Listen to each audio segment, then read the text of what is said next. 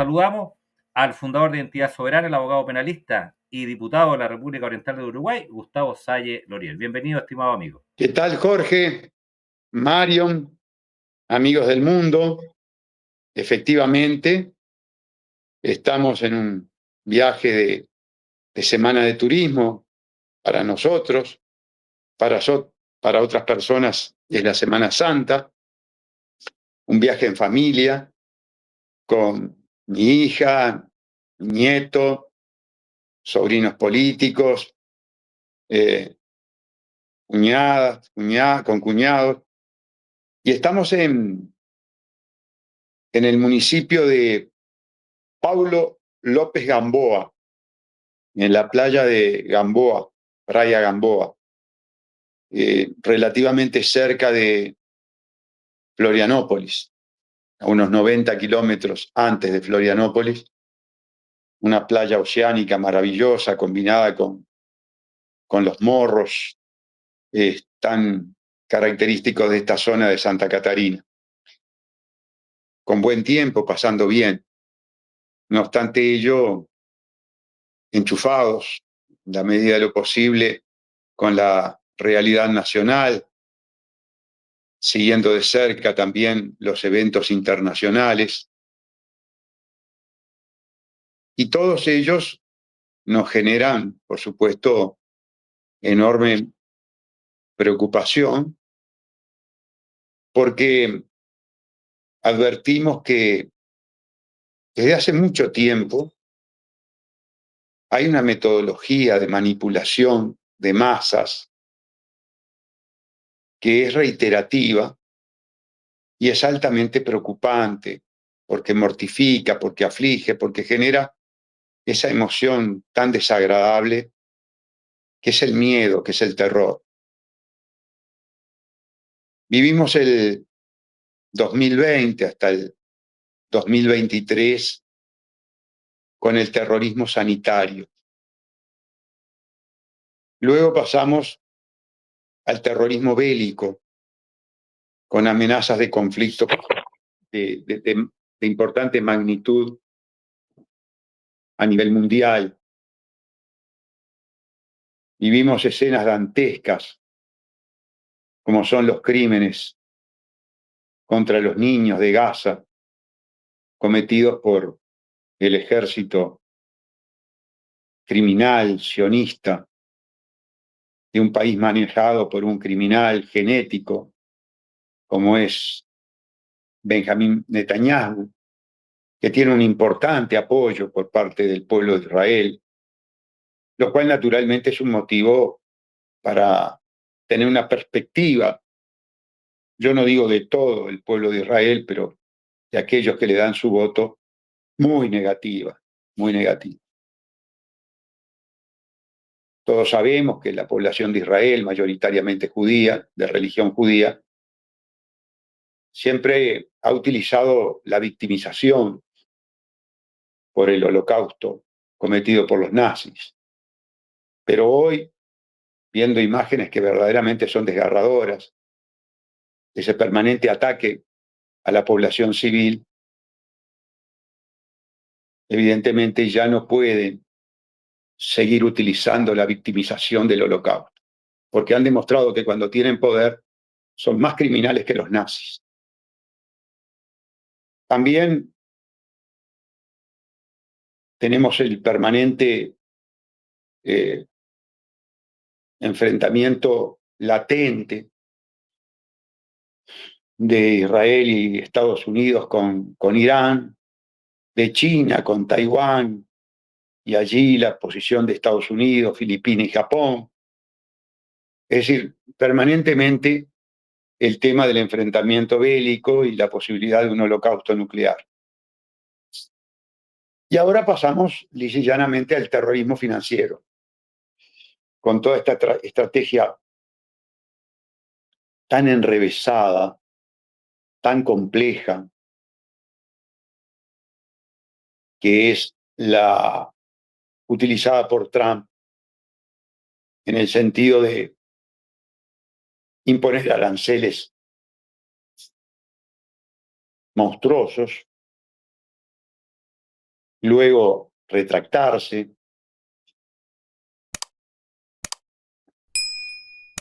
hablar lisa y llanamente de ocupaciones militares, acompañando y contextualizando la guerra de los aranceles, una enorme inestabilidad entonces en la población, no solamente en el inversor, en los mercados, escuchando además a distintos analistas, sobre todo financieros, cómo van desentrañando las verdaderas motivaciones de carácter económicas que están detrás de estos amagues, de estas idas y venidas en las que incurre no Trump. Vamos a ser claros. Siempre nosotros decimos que el político en realidad es polea de transmisión de esos grandes think tank, esa parafernalia de los megarricos del mundo, de lo que nosotros llamamos insistentemente la cleptocorporatocracia, el poder de las corporaciones ladronas, que cada vez avanzan más, cada vez logran cercar más a la humanidad, extorsionar más a la humanidad, condicionar más a la humanidad, hasta llegar a una situación límite orwelliana como la que se está gestando. Estamos en pleno proceso de gestación de un nuevo orden mundial muchísimo más totalitario, intolerante, censurador. Antes de tener terrorismo sanitario, utilizará la élite a realinearse a paradigmas establecidos por una minoría. Eso es en el pretender, por supuesto, un análisis muy detallado, ni cosa que se le parezca, ¿no? En el plano nacional, yo diría que la frustración no es menor comparativamente con la que estamos realizando en el plano internacional. Llevamos prácticamente 2 meses en el Parlamento uruguayo, junto con mi hija, en nuestra calidad de representantes nacionales, y les tengo que decir que lo que percibíamos desde el exterior como simples ciudadanos, pero con la inquietud de investigar, ese largo proceso que viví como abogado denunciando corrupción, cuando llegamos al Parlamento, nos adentramos en las entrañas del Parlamento, la constatación fue simplemente la verificación empírica de todo lo que habíamos retorizado, de todo lo que habíamos hablado. Nunca nos dijeron, otros parlamentarios que hacen años que están allí adentro, a apenas un mes de iniciado un gobierno, se había planteado una comisión investigadora. Yo creo que con todo lo que está pasando a nivel mundial, con las imputaciones que pesan sobre Anthony Fauci, las comprobaciones en el Parlamento alemán, la desclasificación de los documentos de Pfizer, la confección del libro de Bannon y Wolf, papeles de Pfizer, los datos estadísticos sobre las muertes, hacían absolutamente ineludible generar una comisión investigadora.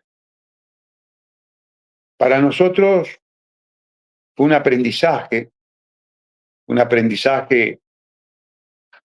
del manejo de la actividad parlamentaria, de la cual naturalmente éramos absolutamente neófitos. un aprendizaje rápido, sacrificado, tanto para mí como para mi hija. Aprendimos, o estamos aprendiendo, mejor dicho, estamos pagando un derecho de piso, estamos cumpliendo con lo prometido, pero fundamentalmente lo que yo rescato de esta denuncia formulada por Nicole, defendida por mí como miembro informante, es el desenmascaramiento y es la confirmación de la teoría del PUNOM, Partido Único del Nuevo Orden Mundial, que se repite por toda América del Sur, se repite por América Central, se repite en Estados Unidos, se repite en Europa, que es simplemente la escenificación, teatralización, puesta en escena de una falsa oposición de los grandes partidos. Y por lo tanto, la confirmación de que por encima de los partidos están los grupos fácticos de poder que los financian y al financiarlo los dirigen. Conclusión, los partidos políticos son marionetas que actúan en ese gran teatro que son los parlamentos y que permiten a los actores llenarse la boca con el famoso templo de la democracia, como suelo decir yo. No hay tal democracia. Hay elecciones, hay parlamentarios y hay teatralización. Aún en las democracias que el aparato oligopólico propagandístico del nuevo orden mundial plutocrático hace creer a la gente. Y por ahí la revista The Economist, de la dinastía judeo-sionista más importante de la historia moderna, o no tan moderna, hace creer a través de sus órganos, que son reputados por ese oligopolio como serios, que serios no tienen nada, simplemente forman parte del andamiaje, de la parafernalia. Pero volviendo al tema de la comisión investigadora, nosotros logramos desenmascarar la gran farsa de que Frente Amplio y Multicolores son oposición. Se ha marcado una situación que será la constante en estos 5 años, si es que nos permiten mantenernos en nuestras bancas. Les quiero decir, señores, que más allá del buen relacionamiento personal que se da entre gente que tiene que convivir diariamente en mismo y reducido espacio geográfico, advertimos que nuestra llegada al Parlamento, que recién empieza, pero que empezó de forma pujante, incomoda muchísimo. Incomoda muchísimo. Y que por lo tanto, en virtud de lo que establece la Constitución de la República, el artículo 115, tenemos que andar con mucho cuidado porque no escatimarán esfuerzos en tratar de sacar a los dos diputados diferentes, a los que no se prestan y a los que denuncian y desenmascaran la farsa de la confrontación. Ellos, el PUNOM, en esta comisión investigadora que se procuraba establecer, crear, de trascendencia enorme en el país, que tal vez el pueblo uruguayo en su gran mayoría no entendió la trascendencia, en todo momento utilizaron la técnica de desviar la atención hacia esa manipulación de enfrentamiento, o ese enfrentamiento que es fruto, o mejor dicho, mecanismo para captar votos y mover el sistema en base a la metodología del péndulo. Cosa que nosotros venimos diciendo hace mucho, pero que es bueno que esos aspectos generales que hemos retorizado durante tanto tiempo, lo veamos en su aplicación práctica, lo veamos funcionando. Una cosa es la descripción estructural y otra cosa es la fisiología, el funcionamiento de esa estructura. Bueno, lo logramos. Se hizo eso. No sé cuánta gente habrá dimensionado la importancia de ese desenmascaramiento.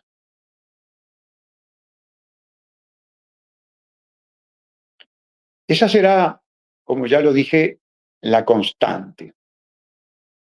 Nos vamos a encontrar siempre en 97 contra 2. Pero nuestra presencia en el Parlamento, estando en el seno mismo de ese mecanismo, nos permite, desde su interior, exhibirlo, mostrarlo, desenmascararlo. Por ejemplo, no nos permitieron formar parte de la comisión permanente de presupuesto, ni de la de Hacienda, vale decir, de los aspectos económicos y financieros del Uruguay. Pero sí podemos acceder a las actas de las comisiones y en la medida que no coincidan esas comisiones con las comisiones en las que nosotros tenemos la obligación de estar porque somos miembros permanentes, como la de Ganadería, Agricultura y Pesca, el acceder a las actas es cosa muy importante. Yo, por el hecho de estar de vacaciones, el Parlamento no trabaja en turismo, por eso aprovechamos a venir con nuestra familia, no traje el acta de la Comisión de Hacienda en la que compareció el ministro Gabriel Ordóñez, y en la que tiene aproximadamente unos 30 párrafos en la versión taquigráfica, hablando loas de la política macroeconómica de Javier Milei, diciendo que lo que está haciendo Javier Milei en Argentina es la aplicación del, según él, de todos los manuales más importantes de economía. Claro, de la economía capitalista, cleptocorporatocrática. Le faltó decir. Cuando uno lee eso y luego escucha la retórica de los colegas parlamentarios del Frente Amplio, hablando de los más humildes, hablando del proletariado, hablando de los obreros, de la necesidad de la igualdad, la necesidad de una distribución equilibrada de las ganancias, de la riqueza, advierte con qué desparpajo engaña a sus votantes.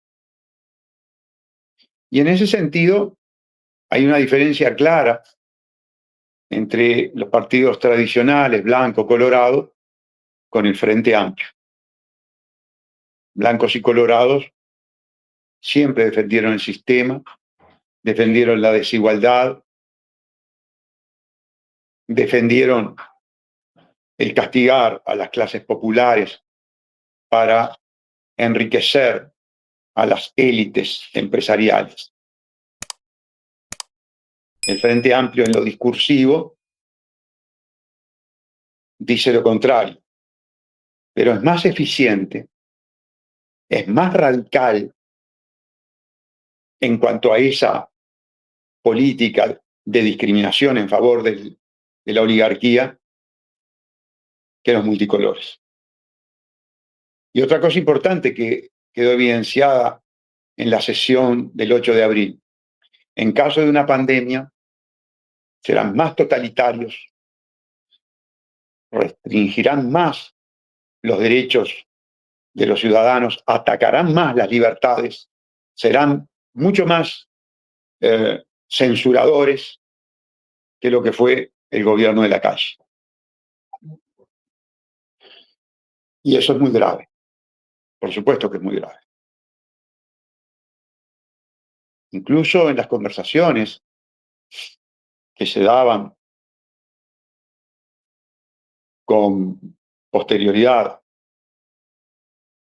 evidenciaban ese criterio totalitario, estalinista, que los caracteriza. Digo estalinista por la restricción de las libertades, por la persecución.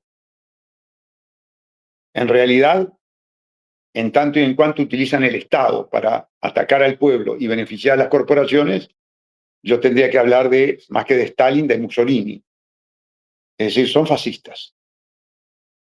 Hoy el Frente Amplio es una fuerza fascista. Y además de ser una fuerza fascista, es una fuerza que engaña. Y es una fuerza discriminadora, profundamente discriminadora.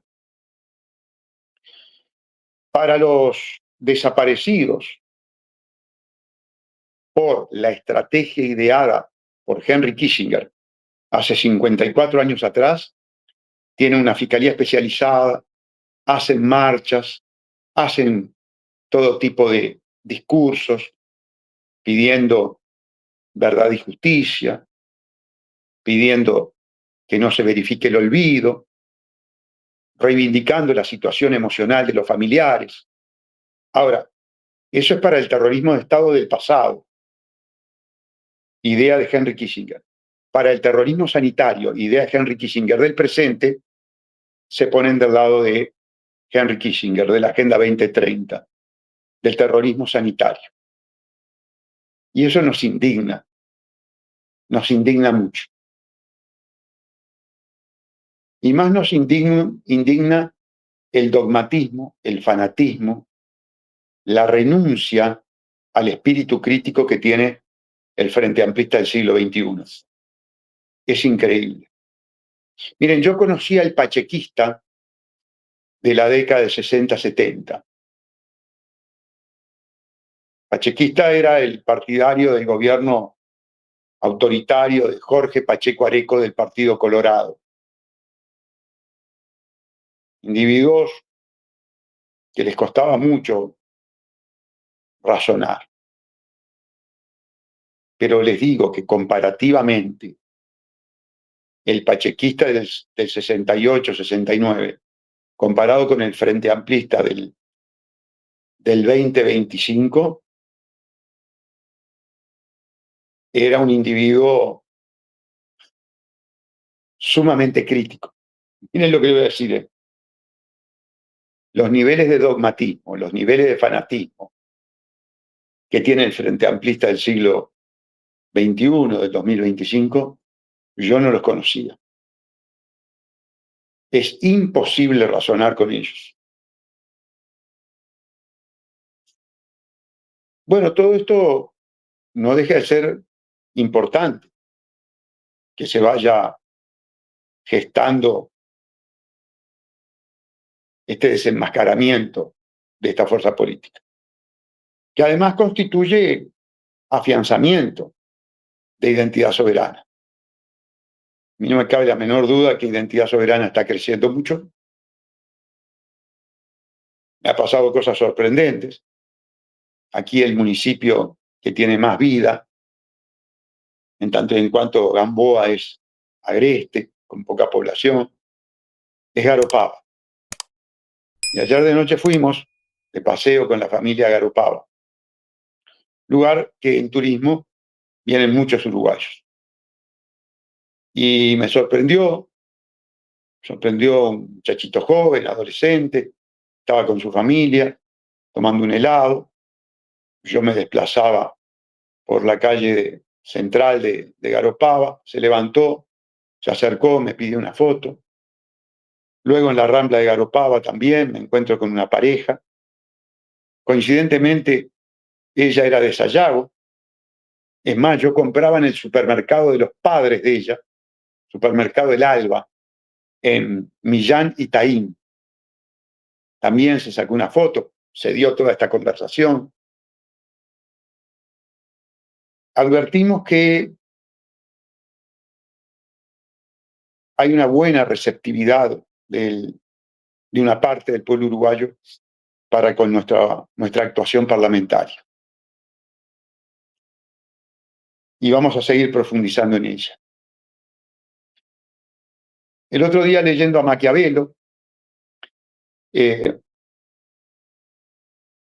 aconseja como estrategia del político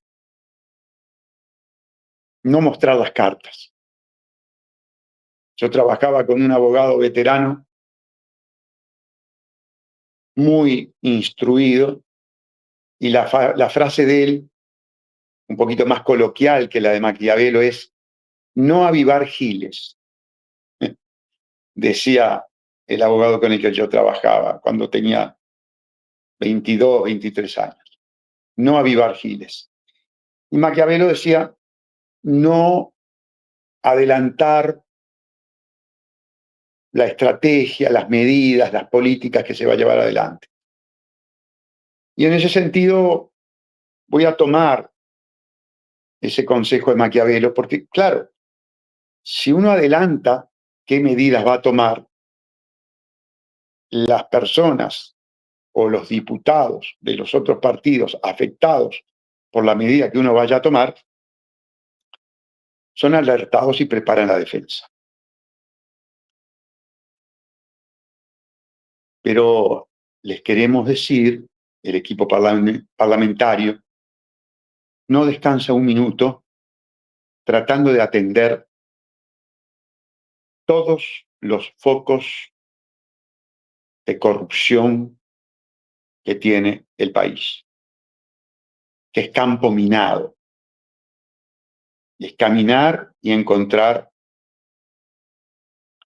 una mina antipersonal, metafóricamente hablando, que es corrupción.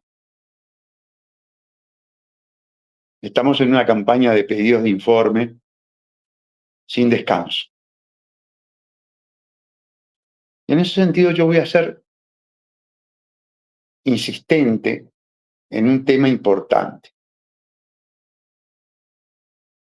Con 65.796 votos,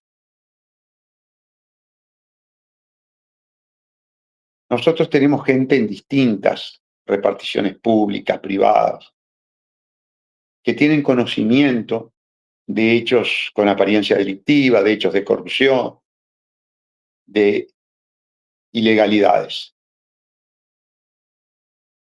Nosotros pedimos la colaboración de nuestros votantes, pedimos la colaboración de todo ciudadano que quiera contribuir a la lucha contra la corrupción en el país. Que se acerquen a la sede, que se acerquen al Parlamento, que hagan llegar vía WhatsApp, llamadas telefónicas. Yo en este momento, honestamente, no estoy con los teléfonos de los secretarios, de Vladimir, de Renato, de Malena, de Sebastián, de Jorge en la sede, pero ya la semana que viene los pondremos en pantalla, capaz que si está mirando Sebastián los puede poner, pero hagan llegar todo lo que ustedes quieran que se investigue a través de que se investigue, o por lo menos que se recojan los datos, se recaben los datos para eventualmente después iniciar las investigaciones. Llego acá a la playa de Gamboa, yo estoy en un apartamento que está a 20 metros de la playa. Lástima que ya es de noche y no se puede ver nada, pero si estuviéramos en vivo en el día les mostraría el panorama porque es de una belleza sin límite.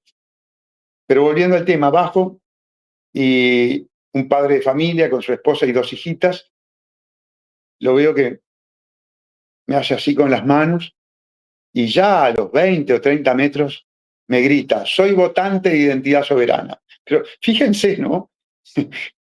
Llegar a una playa con poca gente en Brasil y que lo primero que te encuentres es un uruguayo con su familia que te dice que es votante, es magnífico, ¿no? Yo quedé verdaderamente chocho de la vida. ¿Por qué menciono esto? Porque hablando con él, no voy a dar más datos porque obviamente lo quiero proteger, me dice, pasa esto, esto en tal lugar.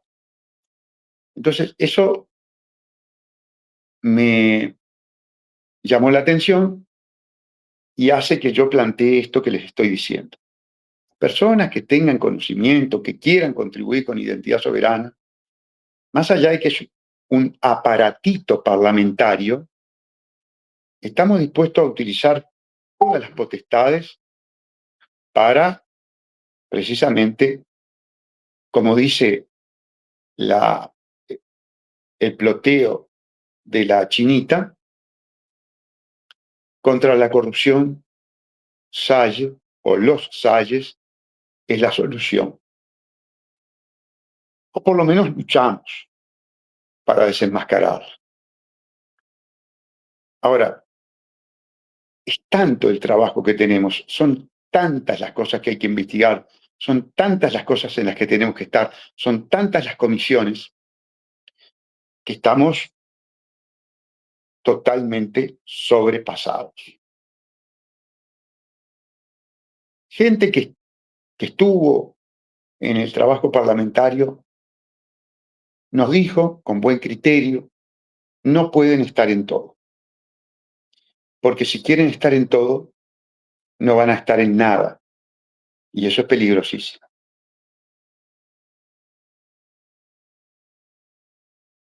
Nosotros, por supuesto, hemos priorizado algunas áreas. Sin duda que el tema económico es muy importante. Otras, por el hecho de estar en comisiones permanentes, es obligatorio que tengamos un profundo nivel de conocimiento, como es el caso de Nicole en la salud y yo en la permanente de Ganadería, Agricultura y Pesca. Estuvo el ministro Frati en la comisión. Fue con una cantidad de funcionarios, direcciones y direcciones y direcciones. Bueno, la primer planteamiento, falta de dinero y falta de funcionarios. Es decir, que la primera preocupación del ministro es aumentar la plantilla y aumentar los gastos. Yo le hice un par de preguntas. Primero, ¿qué iba a pasar con la forestación?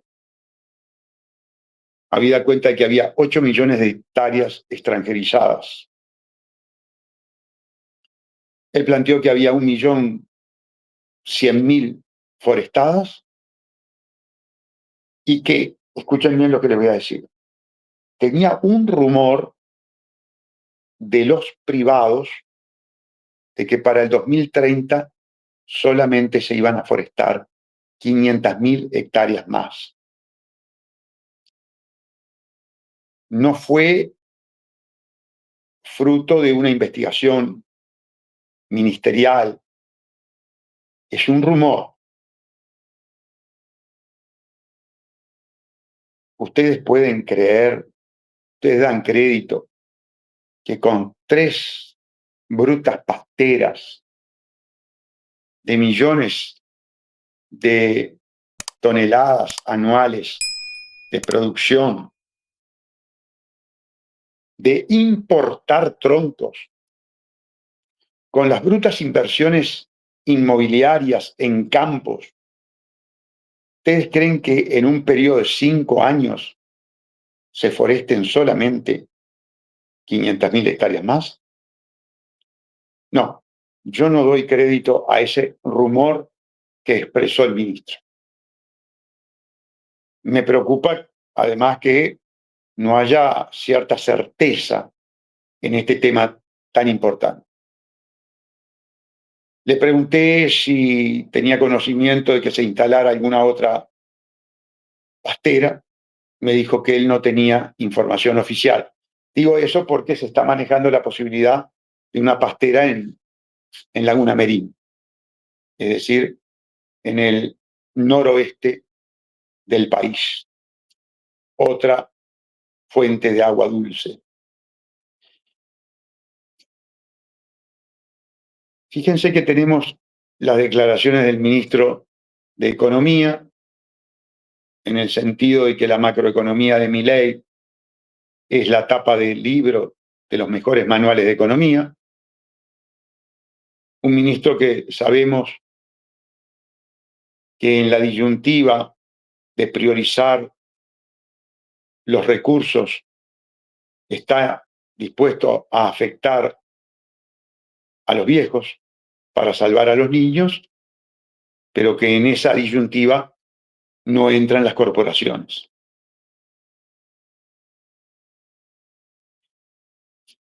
Es altamente preocupante lo que tenemos. Las proyecciones de las políticas macro juegan en contra de los intereses de la clase obrera, del empleado, del profesional liberal. Y hablando de profesional liberal, estamos con la problemática de la caja profesionales, fundida, más que fundida, vaciada. Estamos con la problemática de las AFAP, que siguen cobrando unas brutales comisiones a la clase obrera, temas que no nos son ajenos. Tenemos un proyecto de ley para la caja profesional, tenemos un proyecto de ley para las AFAP, estábamos trabajando en ello, antes de venirnos por esta semana de turismo, y ni menos lleguemos a Montevideo, ya estamos concertando las correspondientes sesiones de trabajo con nuestros asesores.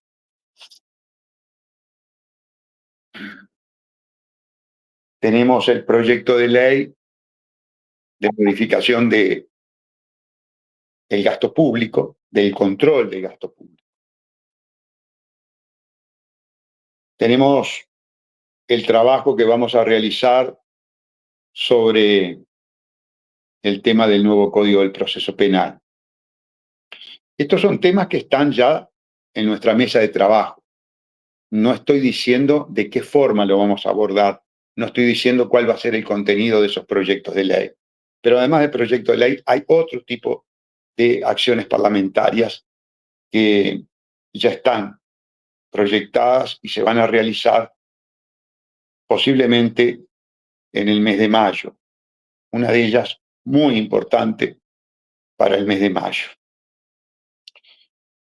En el Parlamento, ustedes saben que la filosofía que reina, por lo menos en los partidos del Nuevo Orden Mundial, del PUNOM, descansan sobre 3 pilares fundamentales.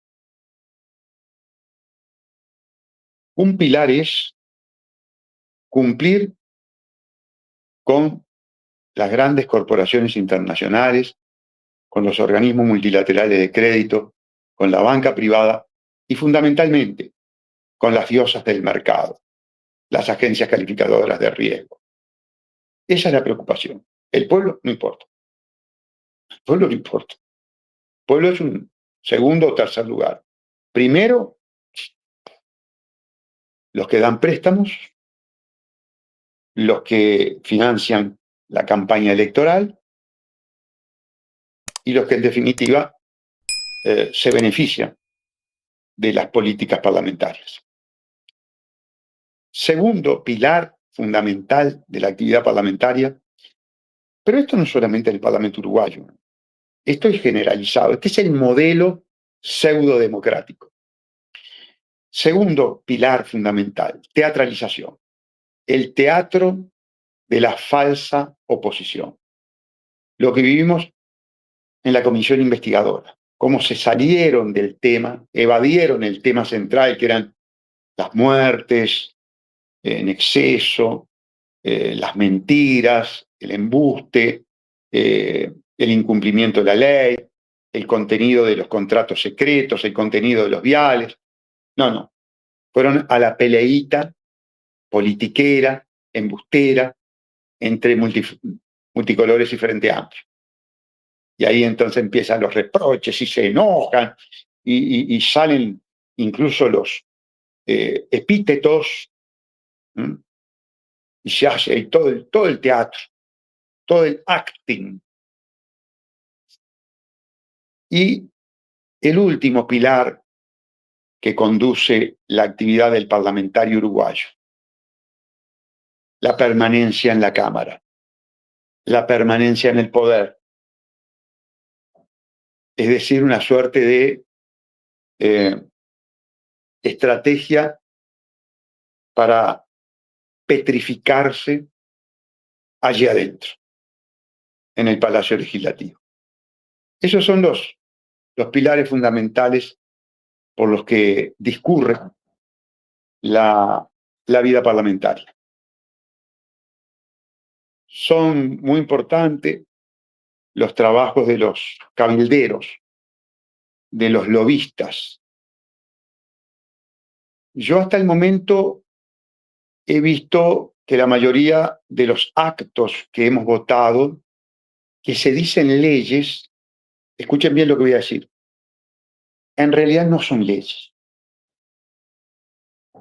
son privilegios. Sí, han votado, porque nosotros nos hemos negado, han sido los únicos 2 votos negativos, han votado privilegios. Vino la ley SNEC, una ley con nombre y apellido, ley SNEC, para extenderle el seguro de paro a los empleados de SNEC, para sacarle la castaña del fuego con el dinero del contribuyente al multimillonario SNEC. Después vino la ley CASMU, una ley para sacarle las castañas del fuego a una sociedad médica, del sindicato médico, es decir, del conglomerado médico, Frente Amplista, masón, pro agenda, pro terrorismo de Estado, pro vacunas pro experimentos, pro utilización de sustancias en seres humanos convertidos en ratas de laboratorio. Que quede más claro.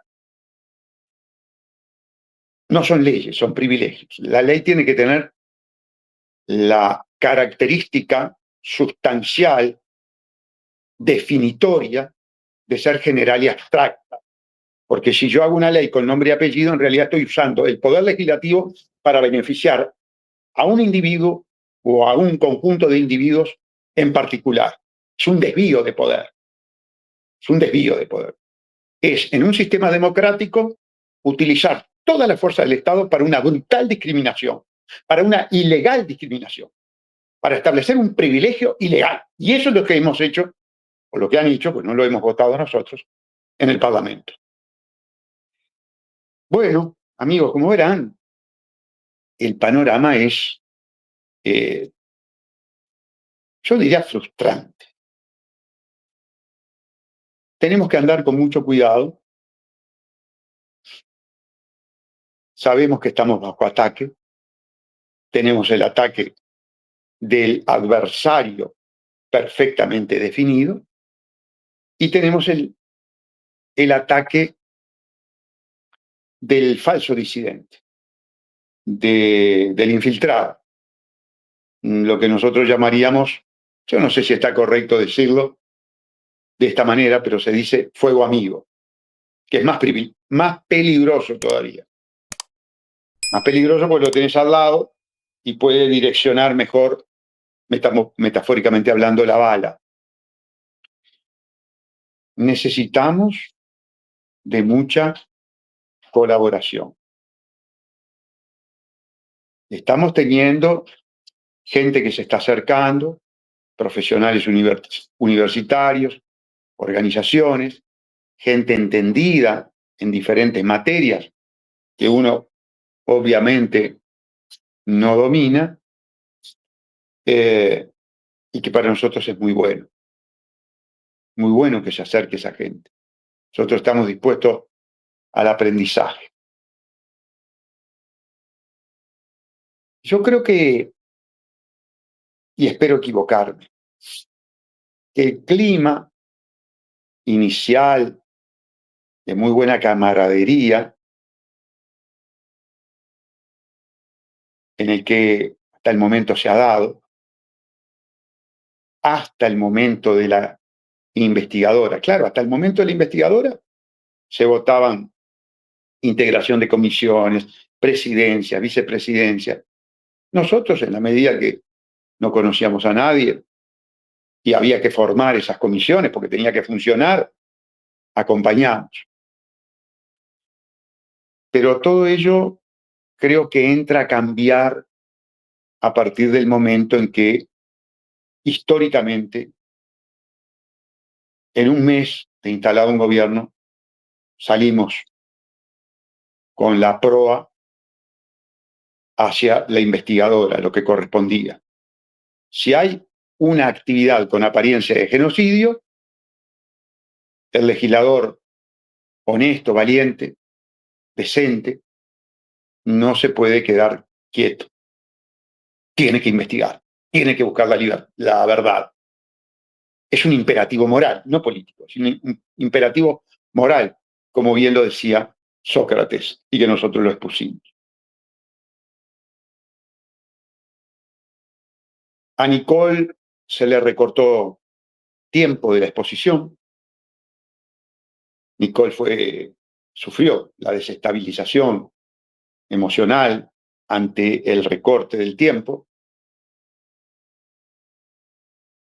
Nosotros, por falta de experiencia parlamentaria, no tuvimos la mejor conducción de esa situación, lo confieso. Es aprendizaje. Otros parlamentarios, después que pasó el hecho, nos sugirieron, ustedes cuando tuvieron ese problema de horario que discutieron con la mesa, tendrían que haber pedido un cuarto intermedio y llamar a los coordinadores de bancada. Sí, es así. No lo hice, no estuve bien, lo admito públicamente. Se aprende, siempre se aprende. Inclusive esos 15 minutos que nos dieron después, como que nos daban una dádiva. No, era lo que nos correspondía y más. Claro, eso fricciona, eso te molesta. Pero bueno, Calavera no chilla, anota. Y después pasó algo que también generó cierta molestia, que fue el hecho que se filmó desde las barras a un diputado mirando un partido de fútbol en esta sesión tan importante. Y ahí, bueno, hubo incomodidad por parte del personal de seguridad del Palacio, con los cuales yo tengo excelente relación, porque no se podía pasar con celular. Está bien, la molestia del personal de seguridad está bien. Ahora, nuestra molestia por el hecho de que en plena sesión en la que estamos hablando de un aparente genocidio, cuya ideación fue de Henry Kissinger, gente del Frente Amplio que esté mirando un partido de fútbol. Eso es que cuando se habla de los desaparecidos de hace 54 años atrás, le ponen todo un contexto emocional, que yo lo comprendo y se lo respeto, es legítimo. Ahora, esa misma situación emocional había que tenerla cuando el terrorista era el mismo. Y lejos de ello, te miran un partido de fútbol y te votan en contra de una comisión investigadora.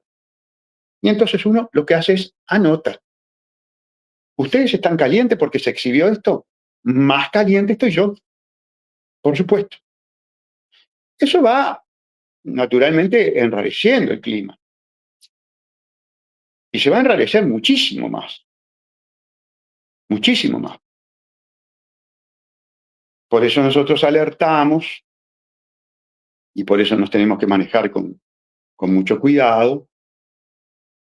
Porque nosotros tenemos un bloque, que quede bien claro. Tenemos a los gemelos, tenemos a los socios, multicolores y frente amplio. Y en este momento el uruguayo que no quiera entender que son la misma cosa, que son el PUNO, responderá a diferentes hipótesis. O porque se está beneficiando, está acomodado, o porque no entiende nada de política, o por algún otro motivo. Pero la claridad de que son lo mismo ya es inocultable. Y nosotros la destrozamos el telón en esa comisión, en esa sesión en que proponíamos la comisión investigadora. Ya no puede haber duda. Y es un tema central. Es tema vida, es tema salud, salud de niños. Entonces no me puedes decir, doctor, el sueldo, la ocupación, la vivienda. Si te morís y te entierran, si sos cadáver y te empezás a descomponer y a generar el hedor a putrefacción, el sueldo, la vivienda, los niveles de ocupación no te van a preocupar. Porque te están comiendo los bichos, estás muerto. Entonces nosotros pusimos un tema central, prioritario. Todo el pueblo uruguayo tenía que estar detrás de este tema, porque era el tema central. Porque muerto y pudriéndote, no te puede importar ni el sueldo, ni el salario, ni la ocupación, ni nada. Digo eso porque hubo algunos mensajes en las redes que yo sé, está bien, trabajan para desestabilizarnos. Hay trolls que trabajan para desestabilizarnos. Preocúpese por tal. No, me preocupa primero por tu vida. Porque descompuesto y con hedor no te puede interesar otro tema, que el de la salud y la vida. Y ahora, cumplida esta etapa de una forma ejemplar, magnífica, valientemente, 2 contra 97. 2 por la vida, 97 por el encubrimiento. Vendrán otras etapas. Ustedes tendrán que estar muy atentos.